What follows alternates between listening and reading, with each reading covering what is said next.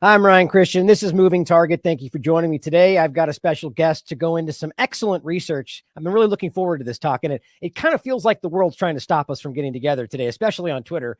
But there's been some really great threads put together by an account called Champagne Joshy. His name is Josh Walkos, and I wanted to invite him on today to discuss the work that he's been doing, how he got into these Twitter threads or just the Twitter account in general that's become reasonably prominent, and really maybe just opinions on Twitter and all the madness going on, COVID-19 and whatever else we get into today. So, Josh, how are you? Thank you for joining me. I'm doing good. Thanks for having me. Yeah, it is funny, though. We've been technical issues. Twitter goes down. It's everything in the world seems to be converging to stop us from talking. But I feel like I'm sure a lot of people feel that way today. A lot of technological issues. It's those tech gremlins. Yeah, which are everywhere, it seems. I do want to talk about your perceptions on Twitter, but let's start off with just you in general, and whatever you want to get into for why you got into this, what you've done in the past, and what really started you on these threads, which I do think are really well done, like really thorough, really interesting information. I mean, it was really, well, first of all, the threads wouldn't even be allowed on Twitter if this was a year ago, right? So right. I've always kind of had these in my back pocket, just kind of doing research, doing and saving everything that I've been researching over the last few years with COVID, especially. And then once Elon had purchased Twitter, I thought, hey, maybe this might be a time to actually start doing something with this. And the idea behind it is, if you go to my page, you'll see that I have it pinned where it basically just has what I consider a lot of myths around the COVID thing. So basically lockdowns, the vaccines, the approvals for children, there's quite a litany there. But I just kind of wanted to go down one by one and do extensive threads with the research and just say, hey, what you've been told is not really actually the case. And I'll show you the evidence here. And I've been super surprised by the feedback that I've been getting on it. And I'm sitting here on your show and I've been listening to you for years. So doing something good, I think. Absolutely. I mean, really, truly, the work is well done, and the threads connecting, the points are very clear. So really, what was the? So it sounds like you've had these compiled. So in the general sense, right there, why were you organizing them? Is this something just because you cared, or? I had a mind towards this eventually, but I knew if I started posting things just because of the climate on Twitter that it was going to end up being basically taken off of Twitter. So I wanted to wait until the time was right. Unfortunately, with censorship, it would have been better to have been able to do this in real time as all these events were unfolding. But, I compiled all this research, saving it with a mind towards eventually, hopefully, whenever this cloud of censorship lifted, to be able to actually get on there and kind of just express myself that way without having to fear of it being pulled. Yeah. And I've always been into research, ever since basically 9/11. I've been compiling research, trying to understand what's going on and just keeping it for myself. But I figured I might as well share this with the world because I was surprised that a lot of people didn't know these things. You kind of, when you're in your own little research bubble, you kind of start thinking, oh, other people already know this, you know what I mean? But when you put it out there to the world, the response is like, wow, I thought these are things that were common knowledge, but it's not necessarily true. That's a trap I fall into every day. I get into my discussions and I'm like realizing I'm explaining something that I think it's common knowledge because I've been talking about it for 2 years. But yeah, you find that it's more often than not, people are very thirsty for just honest, engaged, objective research. And there's a reason for it because we're all becoming very aware of how much we're being manipulated, like in a really constant, ubiquitous way. So before we get into like the Twitter perceptions right now, when you've had a Twitter account for quite a while, right? Before COVID-19. 2011, I think. Yeah. Did you experience any censorship before you got in, the COVID-19 era? Was there any censorship for your account before that? Before the COVID-19 era, no, not really. Not that I can think of, other than me maybe making some mean comments and getting kicked off or something. But other than that, as far as content-wise, I had never experienced any censorship. But I knew for a fact during COVID, just being on Twitter and watching people drop like flies on a daily basis just for posting really, you would think, benign things, quoting something the CDC said or something like that, or getting kicked off. I just knew it wasn't the time to pull the trigger on the research that I was actually doing yet and letting everybody see it. Yeah, I mean, and you're right too. I mean, definitely we can see that the climate was not right at the moment in regard to but see, I would still argue that it's good that you kept the information and you were ready to present it, but one of the things that we do know is kind of a detriment in the same way. And it's a choice that we all have to make in that moment. And I've argued many times, I don't even know which is the better or right path, is that when we don't put it out, obviously people don't get it and they're hurt because of that. But then when you put it out, of course, it could be manipulated. The problem is that they create these self-censoring circles where we hide the information from ourselves to a degree, you know. But since you bring this up, I wanted to play this clip. I just happened to think about this. It just was playing, and I want your thoughts on this. It's an interesting clip. Okay. During this session in regard to the censorship, I was just playing a clip of the Ewell Roth part of this. Here's a member of Congress responding, and then we can talk about it. Another example of what Twitter has done to censor folks is from Dr. Martin Kulldorff, a Harvard-educated epidemiologist, who once tweeted, "COVID vaccines are important for high-risk people and their caretakers. Those with prior natural infection do not need it, nor children." The Twitter files reveal this tweet was deemed false information because it ran contrary to the CDC. So my first question this morning of Ms. Gaddy, may I ask of you, where did you go to medical school? I did not go to medical school. I'm sorry? I did not go to medical school. That's what I thought. Why do you think you or anyone else at Twitter had the medical expertise to censor a doctor's expert opinion? Our policies regarding COVID were designed to protect individuals. We were seeing... You guys censored Harvard-educated doctors, Stanford-educated doctors, doctors that are educated in the best places in the world, and you silenced those voices. So just your thoughts in general first. I'm actually shocked to see that even in a congressional setting, even with the way the Republican mindset is today, I'm actually surprised that was aired out. So what are your thoughts on that? I'm like you. I'm surprised that it was aired out, but I'm not surprised that, you know, that was going on.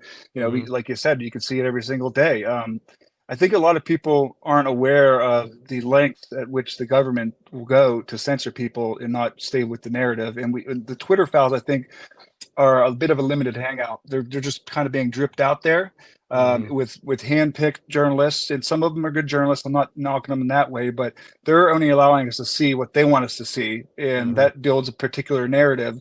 But I'm positive that there's much more depth to this, and there's something like, you know, you've heard of fifth generation warfare, and I think that's something that I've been really looking into lately, and I'm writing a piece on it right now, just because I think the extent of it is not really known as far as the manipulation goes.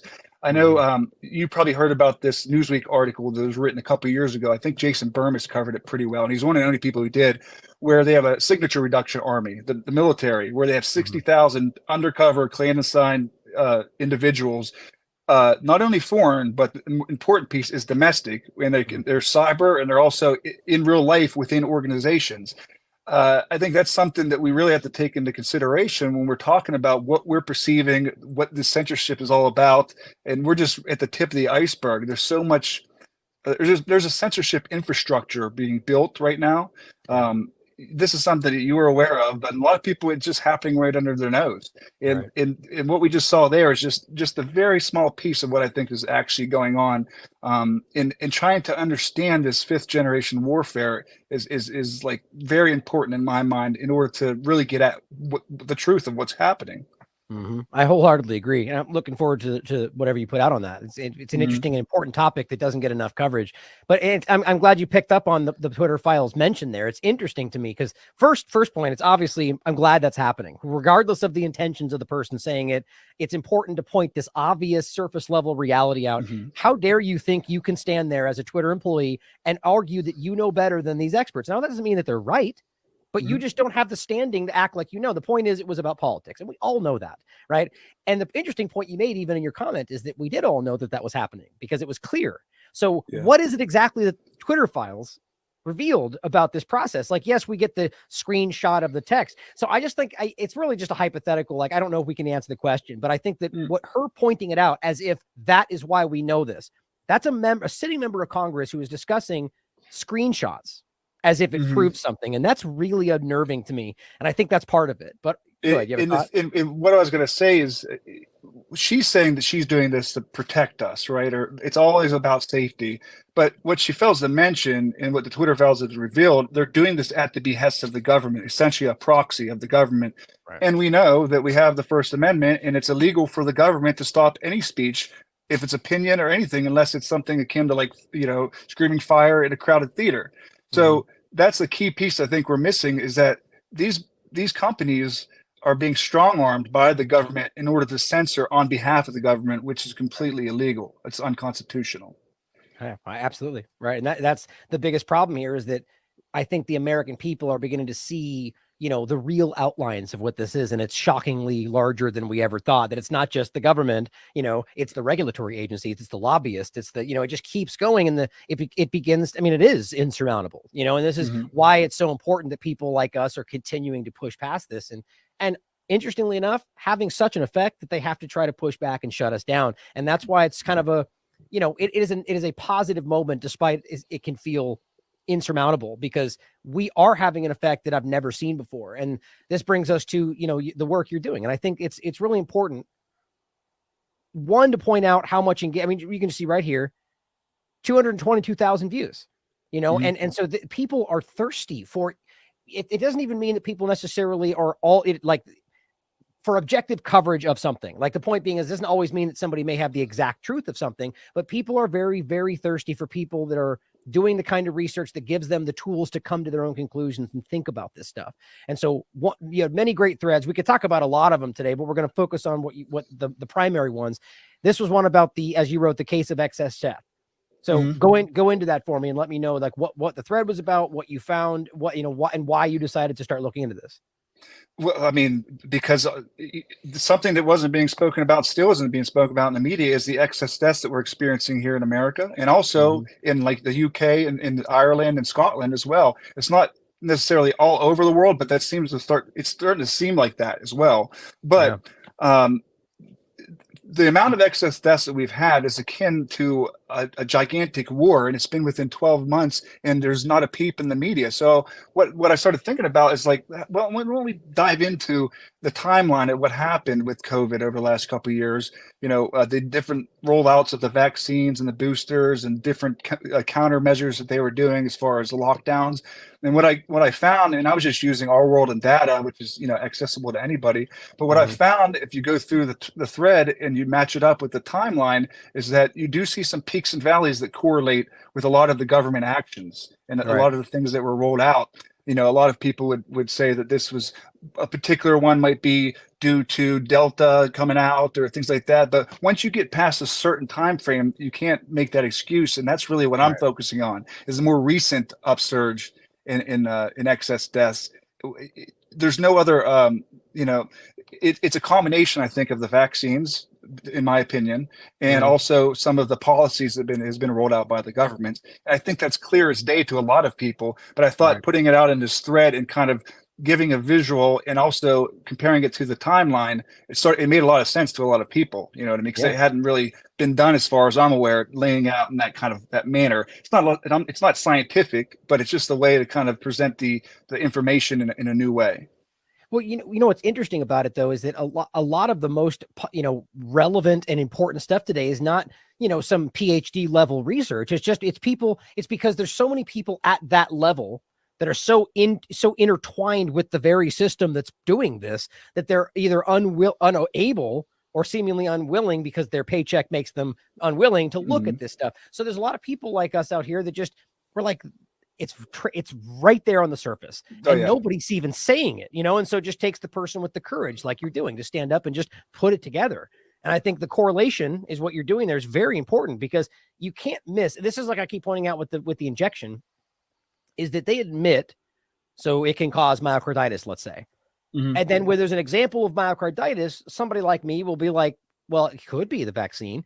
And you just get shut down, like, no, fake news, dangerous. And it's like, but how do those two things even make sense? If you're telling me it can, but then denying that it's possible when it happens, it just shows you that there's an obvious, huge block right there. And that's what I think your correlations are pointing out, is that they're unwilling to consider, could it have been our actions that caused this or that? Or could it have been the vaccine that caused that spike and not the fact that we were fighting? So it's very, very telling when you start to dive into this stuff.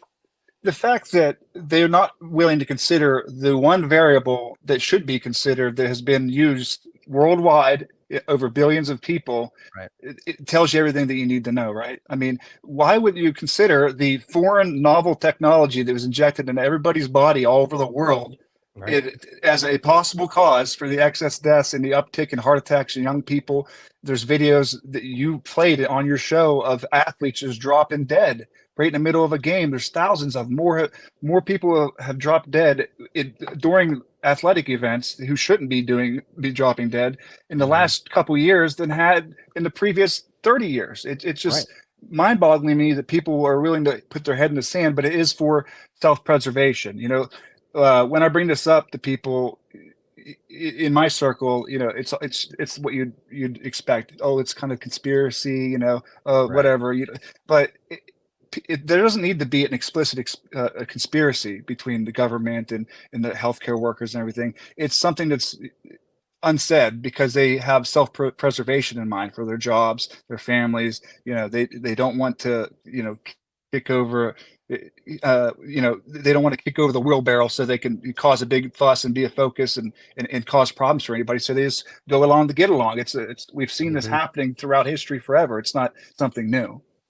That's an interesting point you made there that made me, so I agree with you that it doesn't have to be the way that the general person might perceive like a conspiracy theory and the way it's presented by the media and the government. But what's interesting about it is what you described there is definitely correct. Like you have individual choices being made by average healthcare workers. That it may not be that they have some force being like, you know, make sure this happens this way, that they just themselves are like, I don't want to be the one that says that, or I don't want to be perceived that way. But is that not the same thing in an abstract way? Right? Like, so essentially, whether it is directly a government agent, you know, saying you can't say this, but they are still being pressured by the sentiment that is being pushed by the media, by the government. So it's almost like an interesting new form of a conspiratorial effort because they're still conspiring to hide this information, and individuals are still seemingly taking the cues, maybe without even knowing that they're taking those cues. I don't know. It's an interesting thought. What do you think about that? I think that makes a lot of sense. I would say it's maybe you could call it a cognitive conspiracy. You know what I mean? It's between the ears. It's not necessarily spoken out loud, where there's not people meeting in dark rooms conspiring about, you know, doing things. It's implicit in the nature of the way the system has been built. The policies are set forth by the top, and those policies are expected to be followed. If they're not followed, then they know that there are repercussions for that, and that's enough for most people to not open up their mouth and say something about it. And you know, we are seeing every day more and more evidence of really horrors and atrocities that have happened over the last 4 or 5 years. But it just seems to me that where we need to go with this is trying to understand the psychology around it more than anything, because we're what, 3 years in this still, and we're still debating about masks, and we're still debating about all these things that are really, they should be behind us. There is no debate to be had about this. We need to be understanding what caused this, what's the psychology behind it, how do we break through to the people who bought into it and are still believing into it, because me and you can sit here and talk about it all day long.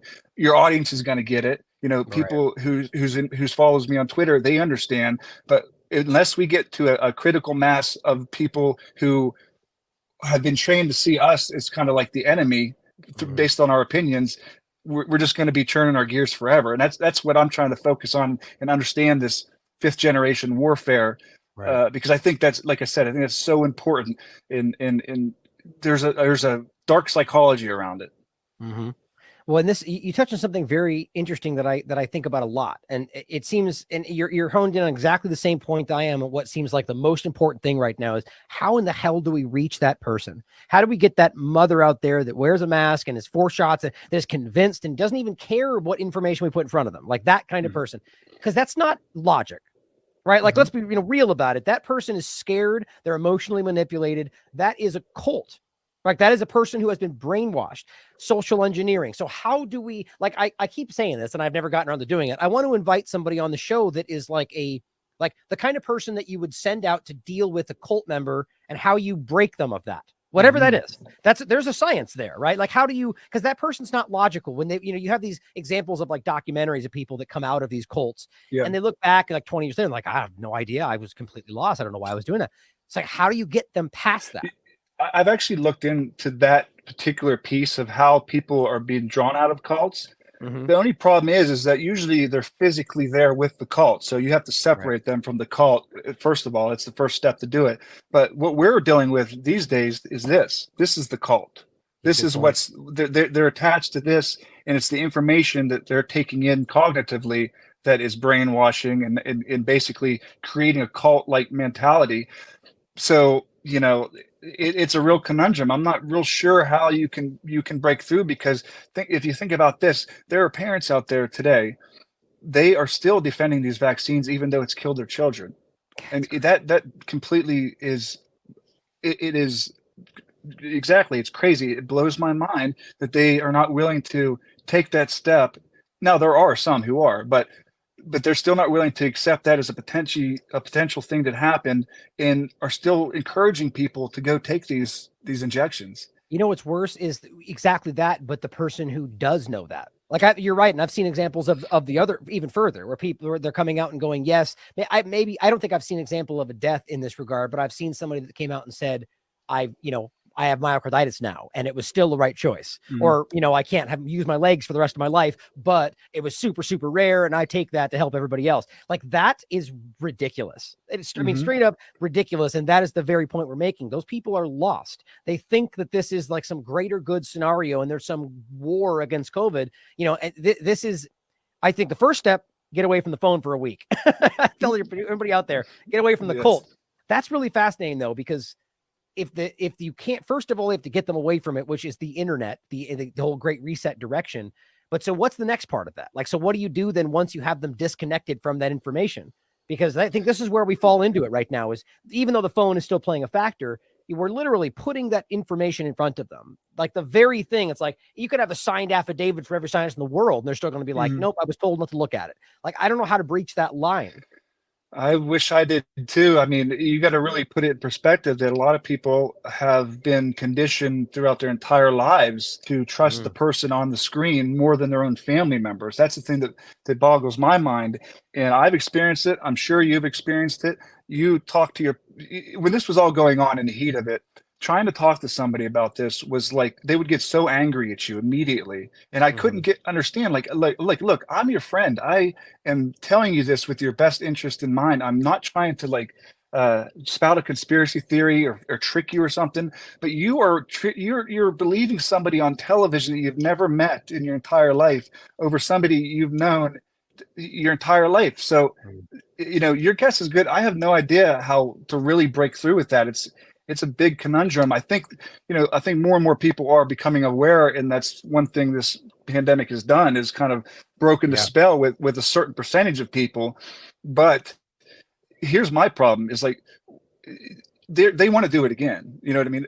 In my opinion, this is more of a trial run, because they're already coming out and saying a pandemic is once every 100 years, right? So why would they automatically be saying that, hey, there's another one coming up, unless they know something that we don't know? So the next step is, whenever they call for lockdowns again, whether it be for climate or whatever new pathogen they say is out there, how are people going to react? That's why I think it's very important to try and get the information out and talk to everybody as much as you can, because there's going to be a time in the future where that's going to come, and we're going to see how people react again to it. We need to get people to a point where they're going to say no when that happens. But at this point in time, I'm not particularly confident that they would. It's funny. I actually have a more of a hopeful perspective on that right now, is that I definitely get that in the general conversation right now. But I believe, like, for instance, I take the bivalent point, that I think they've ever even gotten to like 15, 17% of eligible, and that trickled down to like 0.1% over the weeks following it. And like, so it's just nobody is touching that now, despite being told up, at least now it's tapering down, but over the last 6 months been screamed at them, like, you need this. And even those people haven't gotten it. So I think you're right. They have woken up, they've shaken people out of it with their forceful efforts to get them into it, and they're, I don't know. I could be overly hopeful, but I do feel like they've crossed that barrier, maybe for the first time. Whether it could be 51%, but I kind of feel like a majority of people right now are very uncomfortable. They don't know why. Maybe they disagree politically, left, right, doesn't matter. But they're like, I kind of don't trust what happens next. I don't trust the government. I don't trust the vaccines. Like, they're now standing back and going, what about the flu vaccine? Like people that have never asked these questions before. So I think it needs to be capitalized on, most definitely. But I'm with you. I think that it's a confusing situation to see how we can pull them out of this. But I definitely think somebody out there should be focusing on this, myself included, to find ways to break that spell, essentially, because it's all here. We have all the evidence we need right now to prove that this is a criminal act, that it's not what they thought, and speaking of that let's go to the next thread here. One of the most important that I think right now over almost anything happening on the planet is the real risks and information that we don't have around the COVID-19 injections. And you talk about the emergency use authorization part of this, which is really relevant to what's happening now. So go into this for me on what you found and what you think is the most, prevalent points here. Well, I mean, really, I think the crux of it is that there has been a lot of research that's been done that shows that they're not safe and effective. Like they that parrot talking point that they like to trot out with everything basically they want you to do. I mean, there are multiple studies, dozens of studies, if not hundreds at this point, that show that myocarditis is a high risk factor, especially in young men. There's strokes, thrombocytopenia. There's so many different things that has come up with peer-reviewed science. As you can see there with the WHO saying the asymptomatic spread, actually wasn't a thing. And then she had to come out and kind of backtrack on that because they put political pressure on her. But this thread here is just basically breaking down the myth that, they were safe and effective when clearly they're not. Another thing with another thread that I did was about VAERS, because I was tired of bringing up VAERS to people, and then automatically it was almost like they've been programmed. Oh, you can't trust VAERS. Anybody can type something in the VAERS, so we can't trust that signal. So I was like, I gotta look into this and make a thread that is going to show what VAERS actually is and what it's used for, which most people don't really know.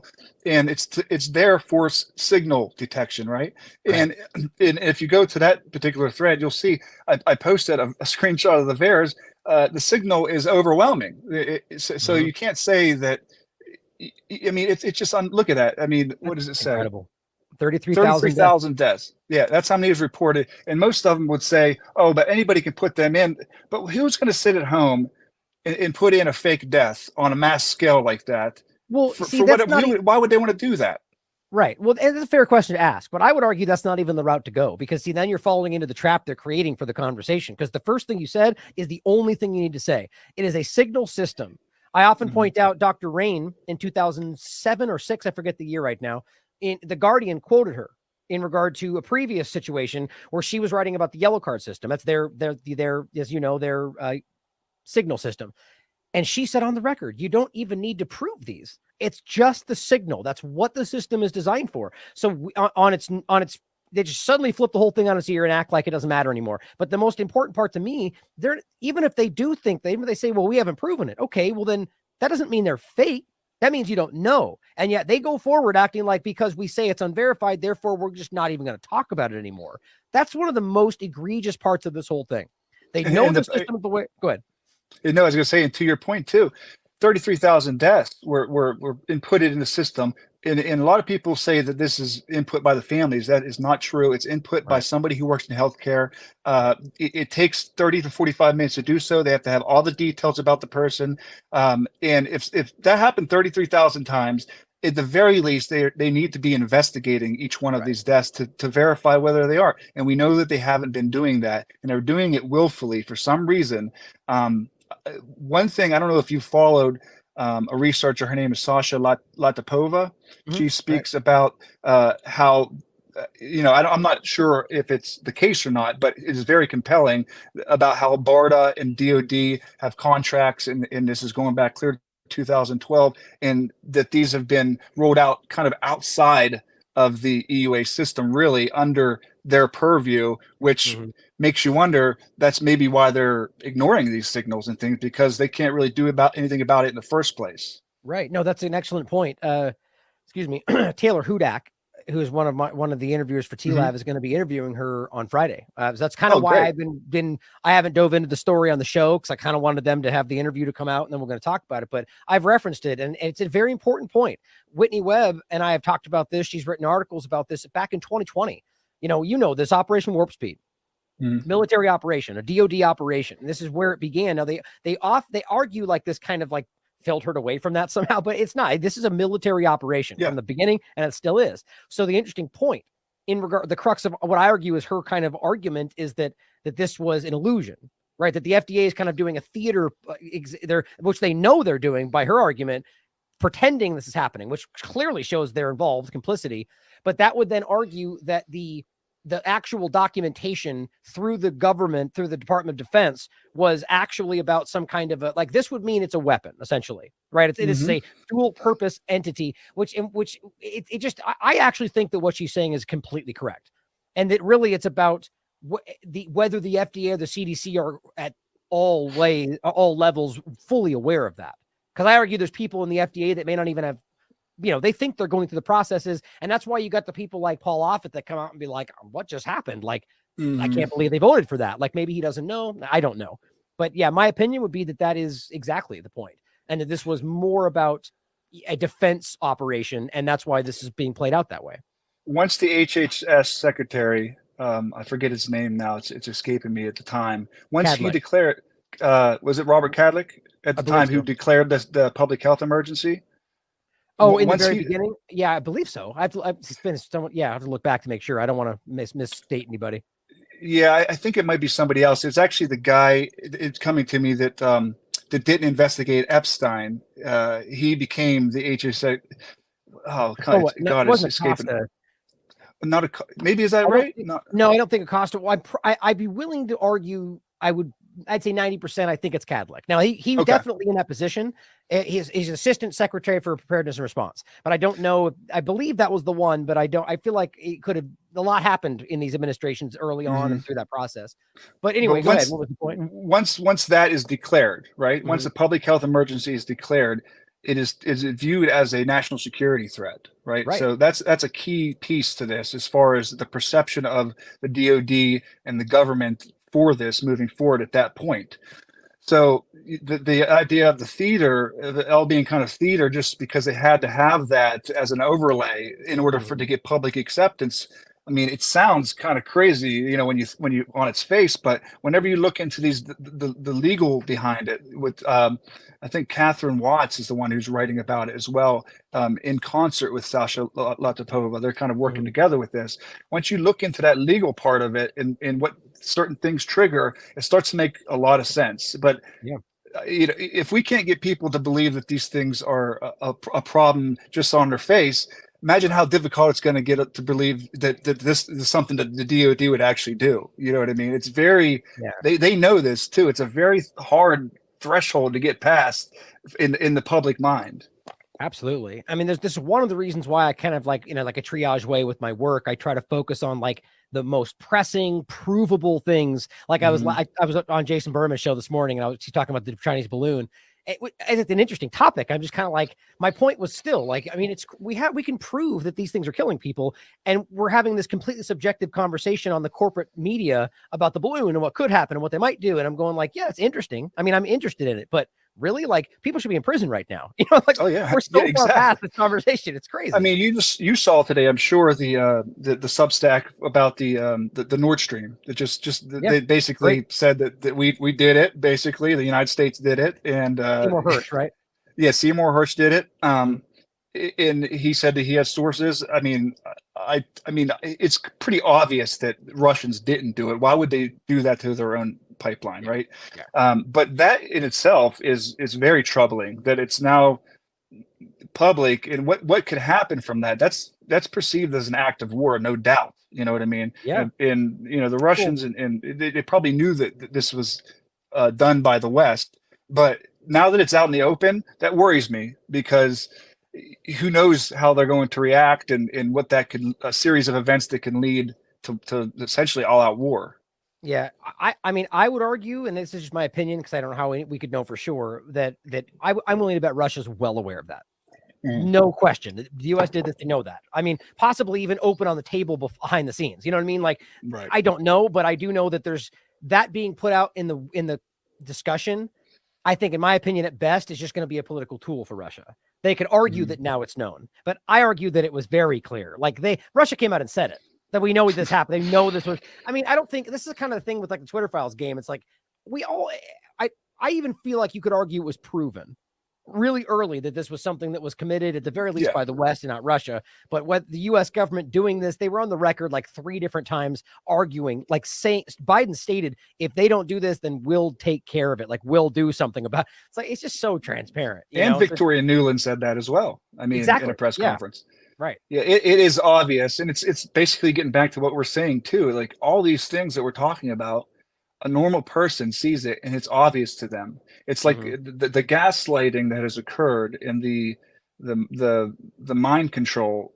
It just shows you the power of media and a concerted effort of propagandizing the public on a worldwide scale that we've never seen before. It really is hard to wrap your head around what we saw. I mean, just think. We're deluged with information over the last 3 years so much that we forget about key things that's occurred. I mean, I've talked to my wife about this, like just blows my mind. How is it possible that the entire world, all these world leaders all agreed at the same time to shut down at the same time? That itself is like, how does that even happen with all the competing interests with the industry and the money on the table for that and all that? Who has the power in order to talk all these people into doing that and agreeing to go along with it? I mean, that is, that's kind of chilling to think about. It is my opinion. And I would argue it's not a president or one government. I mean, this is high level, very influential, the kind of people that we don't really talk about, like, and I'm not even saying like the Rothschild Rockefeller level. Like I'm willing to bet, because my point is that's one of the most obvious examples of how, they'll write articles about like the top 20 wealthiest people and they'd never include them. Like, can you be a little more transparent? Like, it's so, why wouldn't you? They're obviously in that level. So the point is they know they're kind of not supposed to point at that group, and it's very transparent today. So that's clearly part of it, but I think that's bigger than that. But anyway, the point is that, yes, I think it's a grand thing. And what we saw, we've got like Event 201 scenarios. We can see that there's coordination. So they've almost like surfaced the conspiracy, but they just act, we're doing it for your benefit. We're doing it for you. But you're right, though. I've said this, we've talked about the lockstep version of that larger document in the past, that it's clear that this is a conspiracy. But you could argue that's not nefarious. I think that's impossible to see today, to argue, but they've got together. They discussed what they would do when this would happen. That's a conspiracy. I mean, I always remind people, conspiracy is a legal term. I mean, you can't, the word is used in a Christmas song. So it's not always, conspire around the fire. It's not always a bad thing in the mind of the average person. Yes. So when they get together and decide what they'll do when a pandemic happens, that's a version of a conspiracy. So one thing I'll mention with the pandemic thing. Okay, go ahead. What I'm willing to argue is that these people can get together and discuss what they would do in the event of X, Y, and Z, but the leaders may not realize that they're involved in what's really going on behind all of that. So it is a conspiracy, but I guarantee that there are string pullers in the more centralized part of it that know like the real problems, or actions. Mainly in the defense part of things, I think, because with Event 201, if you watch that, it's amazing to see that they talk about everything except for protecting the rights of the people during a pandemic. Right. It's all about, hey, how can we stop misinformation from spreading? It's all about protecting their own interests, which I think is extremely telling if you really think about it. Why would they plan a pandemic and not worry about the constitutional protections of people? Everything just goes out the window then. And that's basically what happened. The Constitution was suspended, and it currently still is. You know what I mean? And if we're still in emergency, why do we need the plan to end the emergency? Like, didn't Biden just say it's going to be ending in 3 months or something like that? Like, so is it technically an emergency still? Well, that's exactly the point. And here's the interesting part about this, to bring it back to the DOD overlap, is that, so technically speaking, and I've read the documents, I just don't logically make sense of why, other than this kind of like shell game that seems to be played, why they would need more than one. Essentially, there's 2 of these. The HHS, there's a national emergency, and then there's the emergency that's declared for them to be able to execute, like vaccination EUAs and PCR EUAs. And apparently they're different. But what's interesting to me is that they have the one that they reinitiate every 90 days. That's the one's posted and they keep talking. But then apparently the one that they're not going to be ending. So the one Biden said is going to be ending is not the one. I mean, it's going to be confusing if I just rattle it off. But I did a show about it the other day. and there are the two separate ones. And the bottom line is they conflate when they talk about them in their own documentation. And the one that they claim that they're ending seems to be the one that is connected to this. The bottom line is that, to your point, if the emergency is ending, how can you then, even if it's just terminology, argue that there's emergency authorization for something like that? Like in the bottom line on top of that is the New York Times argued that both of them were going to taper off in the next couple of months anyway. So they just argued in a public setting that the FDA, the emergency use authorizations never end. Literally speak, like, so then what's the point of approval then? Like, they're moving the game right now. Like, they are completely redefining this stuff in real time. And so essentially now they never need to do anything else. They can emergency authorize things forever. And that means behind the scenes, they don't need to prove that they're safe. Not really. That's the actual definition, you know? So this is the interesting part about this is I definitely think that this is a coordinated effort. You know, the EUA game, you mentioned it with the vaccination itself. Like, these wouldn't be here without that argument of an emergency, which then justified the authorizations for them. And now they're tapering that down, but the system is going to continue. So now it makes sense too. Yeah. With the Pfizer trials, they're terrible. If you read through the documents that they were forced to release, that they tried to hide for 75 years, and the FDA went and spoke on behalf of Pfizer in front of a judge, arguing that they should be kept, hidden for 75 years, so that anybody who was involved would be dead by then, and no one would be culpable. How do you not look at that and obviously see that as a criminal act? You know, that's crazy. To me, that's a smoking gun. I mean, how can they argue that we're financing these things? You know what I mean? We finance all this, and they want to hide the data to a time when everybody who's involved is dead, similar to like the JFK assassination, right? And the trials were junk, and you could tell that they weren't even looking for any serious adverse events or wasn't concerned about them in the least. Well, you can tell by the reevaluation of the clinical trials. Remember, somebody came out with a reevaluation of the data, and it ended up showing something like 1 in 800 serious adverse events. That was a peer-reviewed, high-level study. I think it was on, I don't know, one of the higher level ones like Nature or Science.org, and nobody talked about that. In post-marketing, 1,200 people died. In the post-marketing surveillance report, 1,200 people died, and and there was a thread that I actually put up that it was about Pfizer's missing patients within the post-marketing report. There's something like 20,000 people or something that they don't even include within the data, and they don't even follow up on them. We don't even know what happened to them if they had different adverse effects or died. That completely, even though the data is horrible as it is, it completely throws off. You can't trust it, basically. Absolutely. So I argue one of the largest parts of that is the whole 14 days before the first injection, right? They basically say this in some of their documentation early. They kind of keep it real close to the chest now for obvious reasons, but that anybody that dies within the first 14 days of that shot, they kick them out of the trial. It's considered unvaccinated. It's just mind blowing. And that's part of it. In Scotland, it's actually the first 21 days. That's insane. And then also that factors into in the public at large, how they were, associating full vaccination or what, it has to be, if you got your first shot and you went to the hospital presenting with problems within the first 14 days, and you go to the hospital and they check you in and you die, you're a COVID death. You're not associated with the vaccine at all. So how many people did that occur? Because we know just from the information as far as the adverse events that within the first couple of weeks is when a lot of these people are dying, and a lot of serious adverse events are occurring. So none of the data is trustable.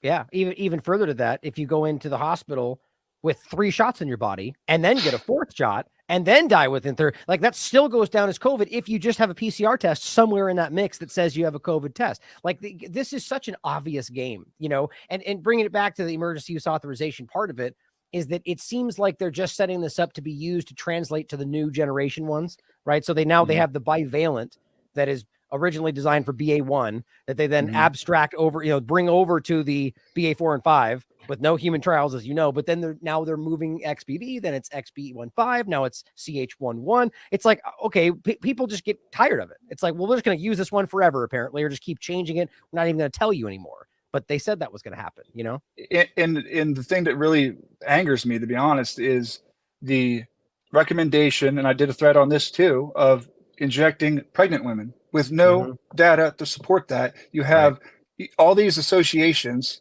coming out on their website saying, go ahead and do it. There's no problem. It stays in the muscle. You know, the lipid nanoparticle stays in the muscle. We know it doesn't. It goes all over the organs. It crosses the placental barrier.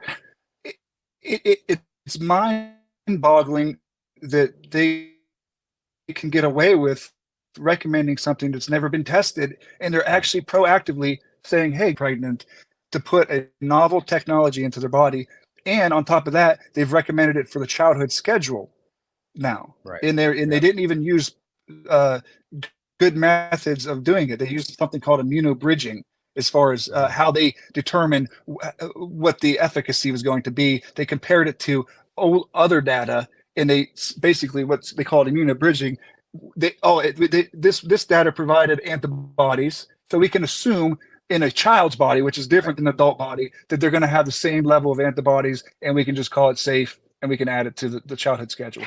Kills me. So they're guessing, right? I don't care if you call it an educated guess or not, they're guessing. And it's the same thing we were just saying, is they're, so they're going from they even said on the record early in this, when they were talking about the platform, they don't need new safety testing. They just make a new genetic code, they pump it in, and this is what they always plan to do. You can see that from the beginning of Moderna's platform. That's how it actually started.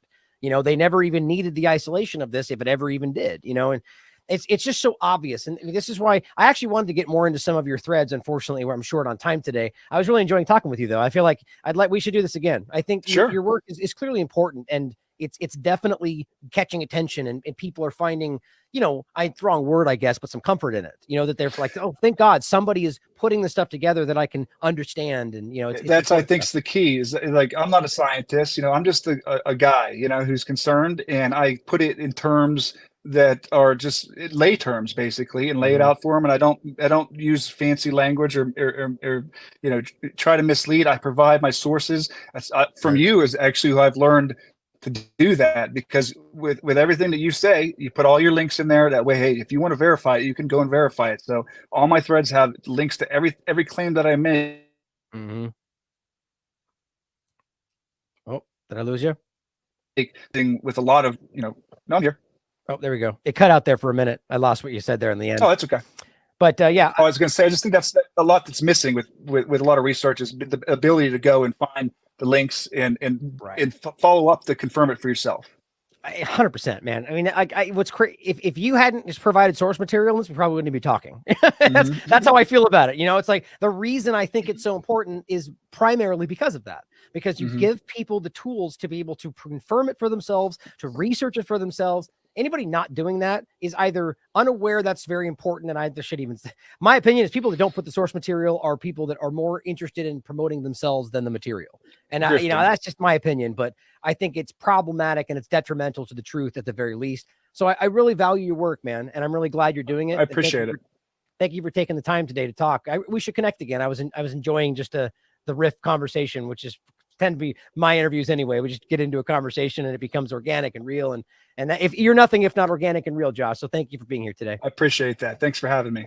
Yeah. Anything else you want to leave us with on the way out? Upcoming things, social media links, anything like that? No, like I said, I'm just working on a piece right now, and I'm not sure what's going to come out on 5th generation warfare. I encourage anybody out there to look into this. I think it is a topic that definitely needs to be within the consciousness of the masses, because the whole point of 5th generation warfare is to wage war without people knowing they're actually engaged in a war. And I think that's kind of distills what we've been experiencing over the last 3 or 4 years.